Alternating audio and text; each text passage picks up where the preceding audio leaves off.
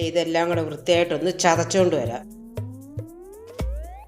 അടിയിലോട്ട് ചക്കക്കുരു ഇട്ട് കൊടുക്കാം, മുരിങ്ങയ്ക്ക ഇട്ട് കൊടുക്കാം, മാങ്ങ കട്ട് ചെയ്തിട്ട് കൊടുക്കാം, ആവശ്യത്തിന് ഉപ്പിട്ട് കൊടുക്കാം, മഞ്ഞൾപ്പൊടി ഇട്ട് കൊടുക്കാം, അരക്കപ്പ് വെള്ളം ഒഴിച്ചു കൊടുത്ത് ഇത് ചെറുതായിട്ട് നമുക്കൊന്ന് വേവിച്ചെടുക്കാം. അത് പകുതി വെന്തു അതിനകത്തോട്ട് നമ്മൾ ചതച്ച അരപ്പിട്ട് കൊടുക്കാം. കഷ്ണം അധികം ഉടഞ്ഞു പോകാതെ അതൊന്ന് ഇളക്കിയെടുക്കാം. ഒരു 2 മിനിറ്റും കൂടെ ഒന്ന് അടച്ചു വെച്ച് ഇതിലോട്ട് കടുക് ഇട്ട് കൊടുക്കാം, ഉള്ളി, വറ്റൽമുളക്, കറിവേപ്പില ഇട്ട് കൊടുക്കാം.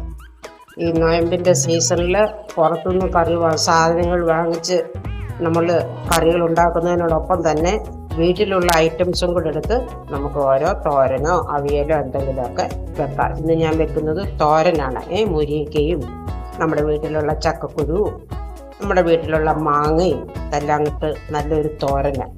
ഓക്കെ, ഇതൊന്ന് മൊരിച്ച് വരട്ടെ. നമ്മുടെ തോരൻ വെന്തു. അതിനകത്തോട്ട് നമ്മൾ ഈ കടുക് വറുത്ത് ഇട്ട് കൊടുക്കാം.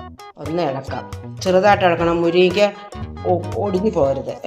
പിന്നെ ഇളക്കിയിട്ട് നമുക്കൊരു സെർവിങ് ബൗളിലോട്ടൊന്ന് മാറ്റാം.